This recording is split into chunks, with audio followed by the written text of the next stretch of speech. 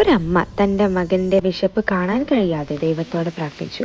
അടുക്കളയിൽ മീൻ മാത്രമേ ഉണ്ടായിരുന്നുള്ളൂ. അവൾ മസാല പുരട്ടി വാഴയിൽ സ്നേഹത്തോടെ പൊതിഞ്ഞു അത് അടുപ്പിൻ്റെ ചാരത്തിൽ കൊണ്ടുപോയി വെച്ചു. എന്നിട്ട് അവൾ ദൈവത്തോട് പ്രാർത്ഥിച്ചു, ദൈവമേ, എൻ്റെ മകൻ്റെ വിശപ്പ് മാറട്ടെ എന്ന്.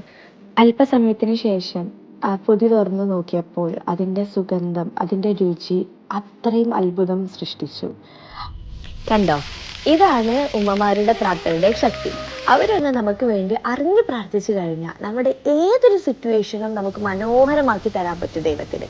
സോ ഈ റമദാൻ മാസത്തിൽ നമ്മളുടെ എല്ലാവരുടെയും ഉമ്മാരുടെ പ്രാർത്ഥനകളും നമ്മുടെ പ്രാർത്ഥനകളും അവർക്കും നമുക്കും മനോഹരമാക്കി തരാൻ പറ്റട്ടെ. നമ്മുടെ എല്ലാ സിറ്റുവേഷൻസും എല്ലാ ബുദ്ധിമുട്ടുകളും നമുക്കെല്ലാവർക്കും നല്ലൊരു ലൈഫും നല്ലൊരു റമദാൻ മാസമായി തീരട്ടെ എന്ന് എല്ലാവർക്കും ആശംസിച്ചുകൊണ്ട് താങ്ക് യു.